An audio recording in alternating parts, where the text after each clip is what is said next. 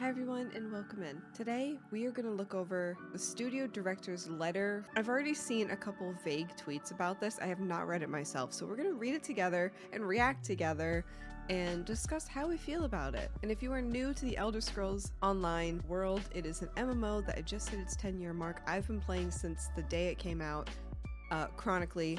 A little too many hours, over 20,000 hours played, and that is including a few breaks in the past recent years. I am emotionally committed to this game no matter where it goes. But I'm curious, I've seen some vague things on the internet. Some people are not too pleased, some people are a little nervous about this director's letter for 2025, so let's read it together. ZeniMax Online Studio Director Matt Freor talks about another big year for the Elder Scrolls Online, some even bigger changes to the game in 2025 and beyond. That could be good. Welcome to everyone in the Elder Scrolls Online community. As the year draws to a close, I'm going to take some time to walk you through my thoughts on 2024 and look ahead to 2025, how ESL is evolving to be the changing needs of the community. Why do I feel this sense of dread? A little bit. Since I've been playing since launch, I've seen many things come in and out of this game. A lot of good things, bad things. I also met some of my favorite people in the world in this game, so I'm a little nervous. But an MMO does have to evolve. That's how they last so long.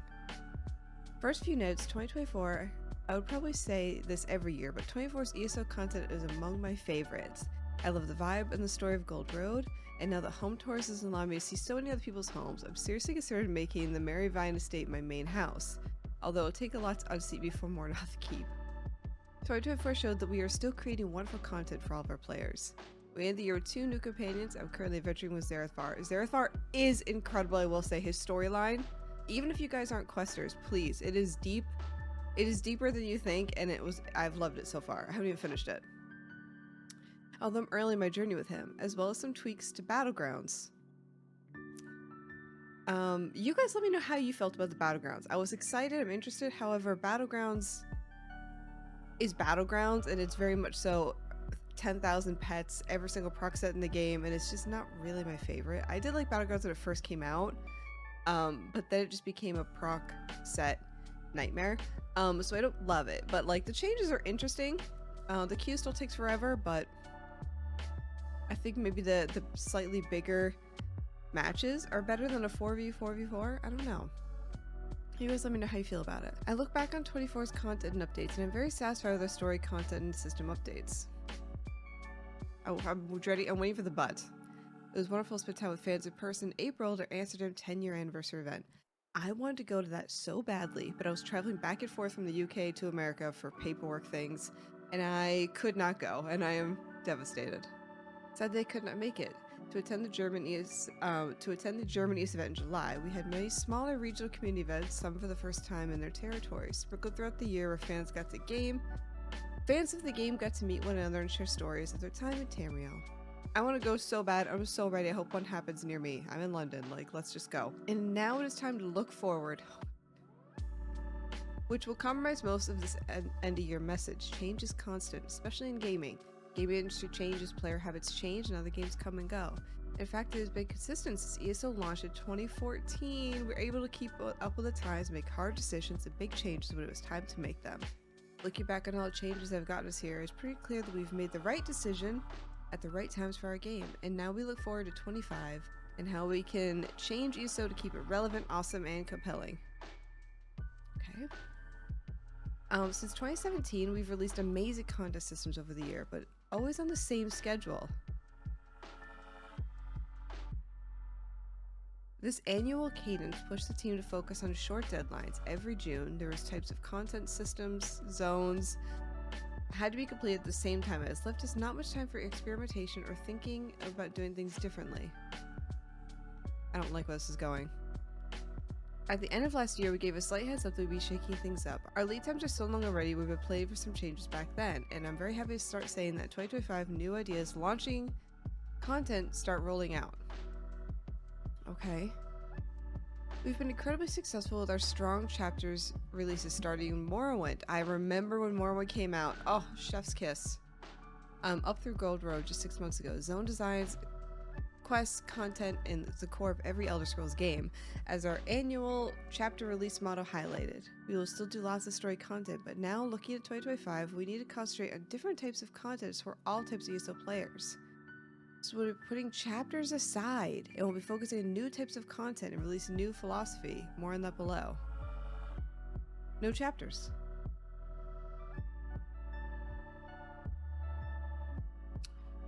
I'm interested to see how that's gonna go. I feel like people, especially MMOs, almost expect a season. Like, you know, when a big chapter comes out, it's busy, it's hype, there's lots of stuff to do, and then there's a little bit of a down season. Right now, right now at time of recording, around December, it feels like it's the down season for ESO. I mean, it's been 6 months since a chapter, people kind of relaxing on stuff a little bit.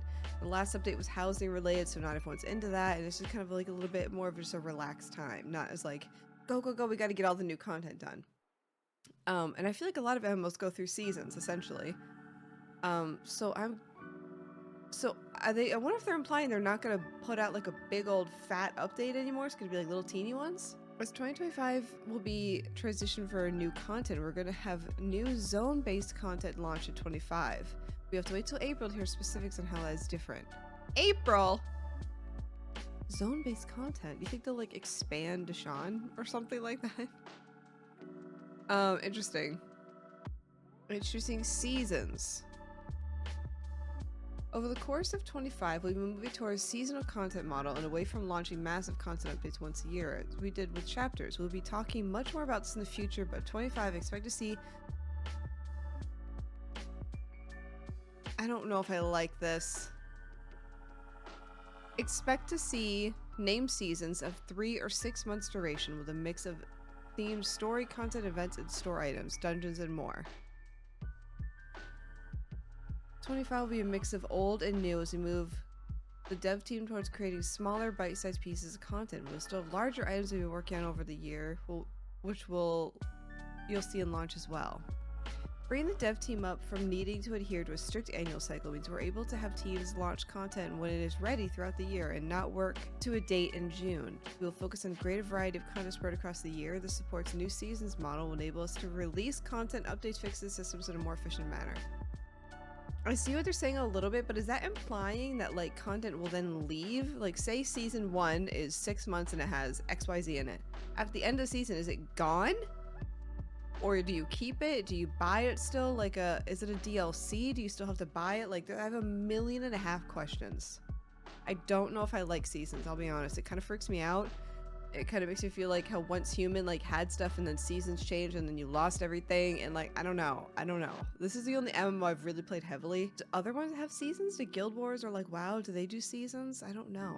What if they want to release like a new class? Because that would be a chapter thing, like Necromancer, Arcanist. Is that just not going to happen now, or will it be randomly a new season? I'm trying to be negative. Change is hard. Change is hard when you've been playing the same game for 10 years. April is crazy to tell us to wait till. We've been hearing from you, the community. Oh, great. Yeah. The forum people are just yelling. That we need to experiment more, to shake things up and not be so predictable. The game needs new, different types of content and long-stay feedback to be addressed. Like how Cyrodiil's still incredibly laggy. Maybe account transfers. Maybe they'll give us account transfers now that they're changing this whole model. Please. Says the player that was on PlayStation for about 8 to 9 years and just recently came to PC. I missed my account. I want it. I want to bring it to PC. Let me have my things. We've already started with some of the ideas on Test in 25. These systems and ideas will clearly marked as experiments in patch notes, and our ideas that may or may not be fleshed out into the full game systems. Oh, I kind of hate this. I don't know. This feels like it's just going to be in beta forever now, and it's like, oh, maybe this new... I don't know if I like the experiment in a patch note. So like, hey, we're trying this out for a while. Oh, it's broken. Okay, we'll just get rid of it. I don't know. What do you guys think? With a new focus on breaking up content into seasons and away from years, it gives us time to do experiences and changes. Okay, it gives you more time. Hopefully that means more content more frequently, I guess. If that's what they're implying, that they have so many ideas and so much content, our dev team wants to do so much stuff that they'll do content way more frequently than 4 times a year. Here are some ideas we've been working on. which you may see in the live server testing at 25 and beyond. Some of these tests will be improvements based on player feedback. We need to seriously address Cyrodiil performance. Oh my god, there's no way. I don't know how bad it is on PC, because I'll be honest, PC has a lot more nicer things than console does, but as a PlayStation 4/5 player, Cyrodiil would be a literal slideshow. We used to call it a PowerPoint, because you're actually running and it actually is shifting like you're doing a PowerPoint back in the 2000s. And I was a heavy PvPer, like this was, and you would blue screen all the time, you'd be in the middle. If we all dropped ulti doing, you know, ball group play back in the day, shout out to the homies, we would all DC. We would cause the people, we were holding down the last M keep, we would cause everyone to blue screen constantly. And I love ESO, all my heart, but let me tell you, the Cyrodiil performance, it's horrible. It's horrible on console. I don't know about Xbox, PlayStation, and I'm sure it's even worse now because there's even more proc sets than there ever has been in the game, and the proc sets are absolutely causing problems. I can't even get through these notes because I'm just ranting. Okay. We need to seriously address the Cyrodiil performance. Our ambitious goal is to return to the concurrency levels we're supposed to be in return to the concurrency levels we supported in 2014. We'll experiment with Cyrodiil campaign with all the classes have PvP specific skills.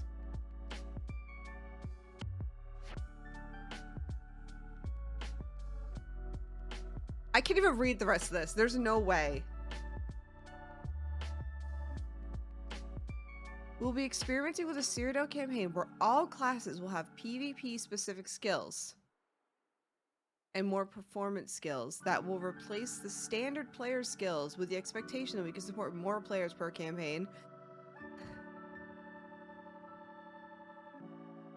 I'm sorry, that's actually, I love that it's an experiment. I love that for you. I think that's stupid. I'm so sorry. I hate it. I hate it. I hate it. I hate it. I hate it. This is what I'm understanding. You're gonna hand us all the same. What about gear then? Is it all the same gear, or does gear not matter? If every sorcerer is all wearing the same skill, the same gear, then what is the point? The whole beauty of ESO that I always push to fans is it is so customizable. There's so many different gear, there's so many different skills that any two sorcerers standing side by side will be extremely different because of the way the player wants to create. Maybe they're melee with dual wield swords, maybe they're a stam sword, maybe they're a healing sword, maybe they're who knows, because there's so many sets and there's so much uniqueness in Cyrodiil, and that's why you have players that have been in there for 20,000 hours. I don't know if I like this. I'm hoping it's just a side campaign. I don't know if people will actually enjoy that. I don't know what the current tryhards of PvP are feeling. I've never heard of someone asking for this, and I find that insane. That should be like a Battlegrounds thing to me, not Cyrodiil. I have strong opinions on that, and I don't know. We'll have to see. But what about gear? Does that mean, like, are we all gonna be just wearing the same magic gear? Like, I don't. Increasing the difficulty of standard overworld combat. Okay. Improving the overall feel of combat with animation, FX, and potentially audio work. Okay. I'll take those. Experimenting with more zones like Craglorn, although not as large in area or scope.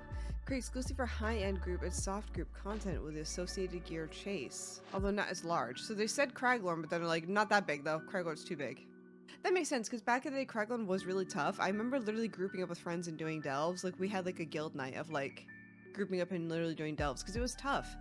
Because the zones were leveled and it wasn't as open. Which I like that now that the game's very open, but I don't hate that, because then if you also want to be a super sweaty and still do it yourself, then you have to be able to do that. But like, you know, then you could do it with friends and it feels like a little bit of a challenge. Because they will admit, overland stuff, it almost doesn't matter what you wear or do, because you could kill almost everything usually.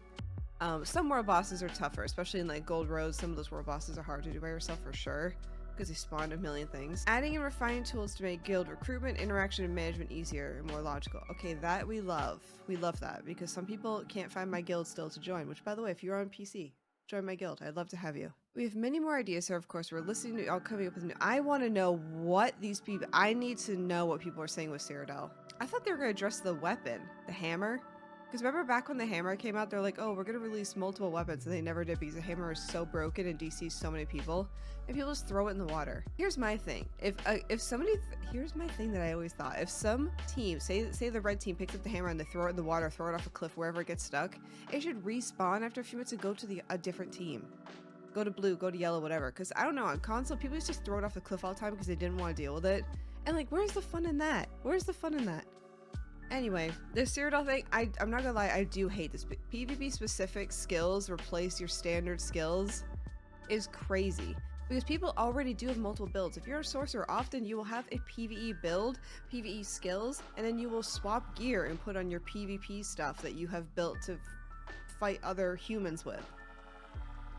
You already usually do have multiple sets. Sometimes I would even have 3 where I'd have like an overland questing type of gear, and then I'd have my tryhard raid gear, I would have dungeon gear, like, you know, that's the whole point of building. I don't know how I feel about that. It feels very like someone's giving me like training wheels and like letting me go ride around the parking lot. Like, I don't know how I feel about it. I do hate it.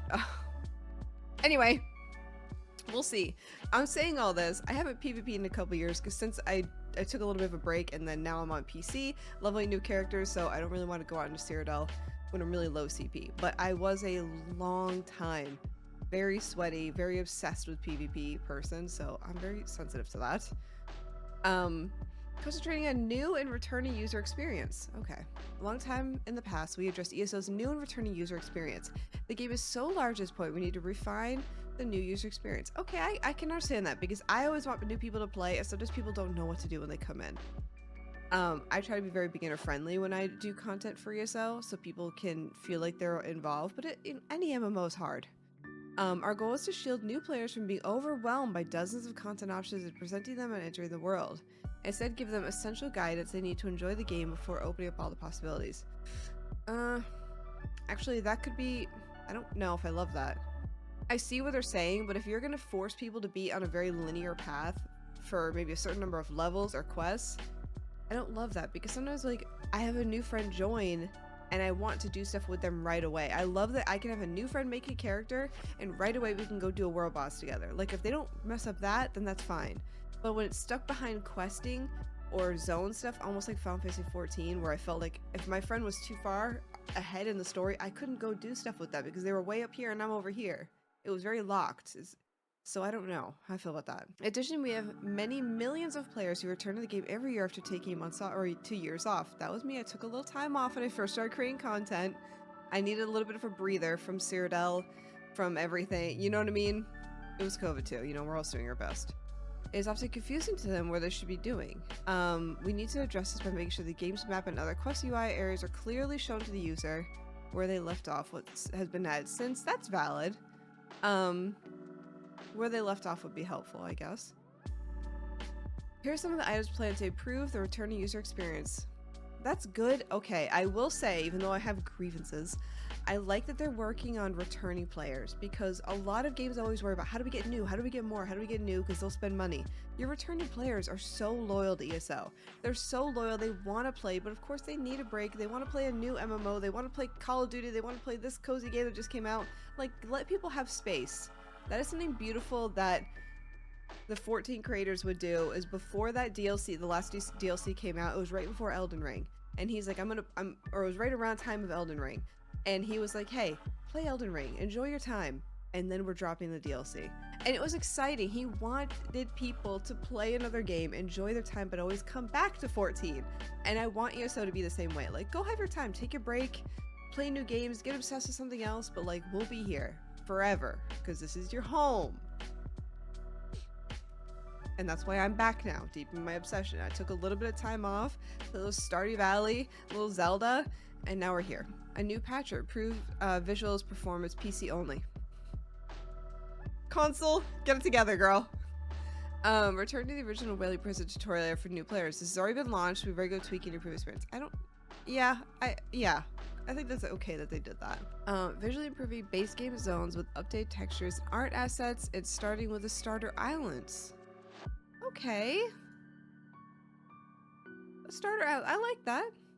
Not showing new players prologue quests or chapter quest compass pins. The jury's still out on how Stuga will feel about this. I don't know how I feel about this either. Sprucing up the game's PC UI, it's long overdue for modern visual upgrade. To be honest, because I am a console player and I just went to PC, I still use a controller, so I have controller UI. I find controller UI very clean and to the point. I mean, but then again, I use it for 10 years. I'm very, you know, so I don't really use PC UI very much, but when I did do it for a little bit, trying to learn mouse and keyboard, I did find it confusing. I found it a little overwhelming. It was kind of a lot going on.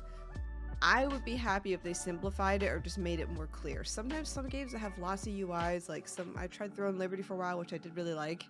That UI is wild. There's a million things in that menu. I think less is more sometimes. And console controller UI is more simple. So I don't know. We'll see how that goes. Other maps and UI systems and design idea stage return to the game more seamless, so you get back to the action quickly. I like that they're getting the cobwebs. They're sweeping the floors a little bit. They're like, let's clean this up a little. You know, we've had a good time. We're having a party, dumping content here and here. You also have to clean up a little bit once in a while. You know what I mean? Continue to tell great stories. With the changes of our content release model, please be assured that we are not abandoning new quest content. Thank you. I was a little scared. We will do it differently in ways that we previously have. Our focuses will not be adding new giant landmasses. Our focus will not be adding new giant landmasses, although we will do it from time to time. Instead, we will use existing zones and areas to tell new stories. Some of these are... I don't know if I like that. Okay, that makes me worried that they're like...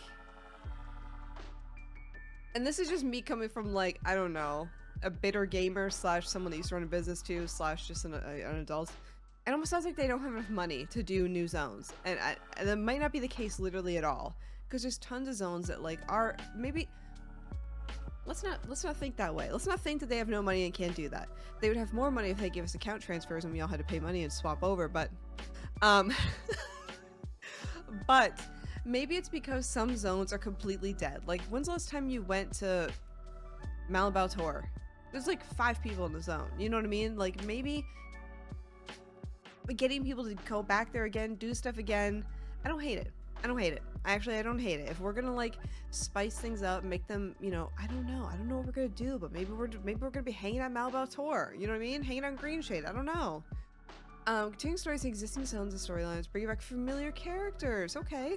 New stories with focus on Hallmark Elder Scrolls organizations like Dark Brotherhood, Thieves Guild, Fighters Guild, and Mages Guild. Actually, I would love to see a little bit more Fighters and Mages Guild. I feel like they're very simple. They're very, you know, 2014, which was fine, but now the quests that they've put out have been so evolved and rich and dramatic and sad, and I think they could do more. And everyone loves the Brotherhood and Thieves Guild. Actually, Thieves Guild was a struggle for me. I'm not a sneaky person, but I do think this will go over really well with the community. I think there's a huge audience of community that loves these guilds. Especially if it made it seem like your character was really in the Brotherhood. Like, it almost like, I don't know, like other NPCs around you in the towns would know, or like it would change the world somehow if you were in the Brotherhood. Splitting up large zones across multiple updates. Okay, I don't hate it. Okay, I'm still going on. I'm so sorry. We are embarking on these changes to give the development team the space to find a new cadence that can mix new content and systems with addressing feedback, fixing issues, and adding new quest activities to existing zones and stories. It will not be as regular as the old annual cadence. We'll expect season launches and new content systems and test announcements throughout the year, not necessarily in January as we've done since 2017. Speaking of, to give everyone a heads up, our next big announcement event will be in April 2025. Okay, I'll be brave. There will be much more in April announcement, but for that, you will have to wait. We will still have a content update in March 2025. We will give you information about that sometime early in the new year. You've already heard the news. We will not be doing, this is what killed me. We will not be doing 25 North America community event as originally planned. This was a difficult decision, but as shown by all the planning and development changes listed here, we need to focus on the game itself for a while this year. That said, we'll see you at local community events. Why is it actually making me kind of sad? Oh my god, it actually makes me kind of sad. We'll see you at the local community events in many territories, so stay tuned for the announcement and details on those. And finally, my thanks to you all. Thank you for being part of such a wonderful community that makes amazing online virtual world. As I said many times before, we would not be here without you. You have all navigated many changes throughout the years and have given us invaluable feedback to help us steer out our decision making since our beta program started in 2013. I'm so sad. Oh my god, not me crying over this message. Oh my god, that's so embarrassing. I don't know, man. Oh, can you tell? I'm like a freaking mess, actually. Okay, not me like actually emotional over this freaking message. I'm a little bitter about some stuff, but I think what gets me the most emotional is for what I've played since launch. I met some of my favorite people in the world there. Some people I'm still friends with to this day. I had a friend group on there that we talked every day, all day. We knew each other's real lives, you know, and as friends grew up, you know, we all kind of moved on, and that's okay. But we had a guild strong for years. I've just had so many incredible times here. It was some of the best times literally of my life was playing this game. The people I met, the fun I had, the ego I had in PvP, being the first woman to have a DPS 5-star on the PlayStation server. I mean, it was an incredible time. I got to be a part of this game while we were doing first. Like, my guild was one of the first that did group play in PvP. My guild was one of the, you know, all my friends were like first. I had friends that did first for everything, first for the raids, first for 5 stars for this, and it's just incredible. And while there's been a lot of changes that I didn't really love, I, as a longtime player, kind of felt like some stuff really wasn't for me, and they made things more simple and they made it harder for people that like, sometimes I felt like they dumbed down the game, I will be honest. Sometimes it felt like they made PvP way easier so that you could just go in there and just do nothing and it fights for you, which I don't love, because there's some people out there that are so incredibly talented and skilled in PvP and they kill everything, and then you have other people that just stand still and then their gear and pets and everything does everything for you. So things like that I never really loved, and it was tough. It was tough being on console. You don't get as many updates. The graphics run terrible. Even on the PS5, it's not great either, I will be so honest. So as a content creator, I made the decision to start over on PC. I play on both NA and EU, and it's been good, but of course my PlayStation account, when I log onto it, I instantly feel that sense of home, where I had all these great friends, we made all these memories. I mean, some MMOs will literally change your life. You know, like my guild, we were so good of friends. We all had each other's phone numbers. We would call each other when we're like, hey, you're about to get Emperor. And it was just exciting. I remember every time there was an update, we would plan, everybody would like clean their house, cook food, do laundry, and like get ready so we could just sit and rot for like 4 days and not do anything but play this game.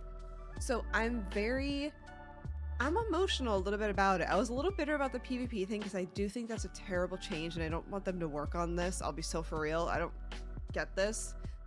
But the fact that they're like, hey, we had to cancel this event because we want to work on the game, and that makes me emotional because the game could go another 10 years. It could be that game that just keeps going. And so many people I've met are like, wow, I played ESO ages ago. I haven't played it forever. Now's the time. They've been trying. They've been listening. Also, if you have grievances or wants or needs or desires, go on the forums. Go on, probably not Reddit, but go on the forums and talk about things, make discussions, post your content. I used to post videos all the time of the really bad lag. I would be in the forums being like, hey, these are things that are happening. As much as I love big chapter updates, I love a new zone, I love seeing what new thing they're going to add, whether it was the card game, the scribing, the scrying, a new class for sure. I love when they add new classes, but I get it. Adding a new class takes a lot of work and it takes a lot of balance amongst them all. I'm sure they probably won't this year. Arcanist came out in 23, maybe 26 we'll get one. Either way, I'm very excited. They're even working on a UI. I mean, that's a big deal. That's a big deal to sit down and be like, hey, these things aren't doing the best for us. How can we fix it and improve it and do better? And even some zones will get new stories. I'm excited. Okay, I'm a little bitter about some of the things. My other thing where I'm a little bit worried about is not showing new players prologue quest or chapter quest compass pins. Does that mean if you went to Gold Road, you won't see the chapter quests there? You'll just do random quest? You'll just see like all the side quests? That part I don't know. I don't know how I feel about that. Or do they mean like in Oridon where all these quests have like starters and wagons that you can take out? As long as it still is open, I will say, as long as it's still open where like me as a longtime player could join my friend who just joined who's only level 20 and I could do stuff with them, then I'm cool. Because that's ESO's best thing, is that you can jump around to any zone you want to do stuff. and do it. Yeah, the end of this really actually made me cry. I'm proud of them. I think it's a big deal. I love that they mentioned this about the community event that got canceled, because a lot of people on Twitter had a tough time with this. Hopefully I'll get to go to one of these event, a more local event. I'm now located here in London in the UK, so hopefully they have some ESO stuff here, and I will keep y'all updated. But let me know what you guys are feeling. What are you hoping that they work on next year? Are you excited for some things like Dark Brotherhood, Thieves Guild, some UI changes? How are you guys excited? Let me know. And also, a little shameless plug, I also do stream a lot of ESO over on Twitch. I play on the PC EU and NA server, so if you would like to join our guild on either one, we would love to have you. And I'm actually proud. I feel good about this now that I've gone through it. I feel good about this. How do we feel? I can't believe we have to wait till April, but there'll still be a small update in March, so that's good. Who knows what they're gonna work on? But April's a long time. In the meantime, let's enjoy the winter event for the rest of the year, and then maybe let's level up a new character. Let's work on something that you haven't done in a while. Have you done your scribing? Have you worked on skill crafting, which admittedly I have not? And let me know how you feel about this letter, and also comment down below what is your favorite class to play. My very first class / my main on PlayStation was a sorcerer, a magic sorcerer, but I do love a magic DK, and currently I play a STAM necromancer over on EU. In case you're just wondering about me. Thank you guys all so much for watching. Let me know what you think, and I will catch you in the next one. Goodbye!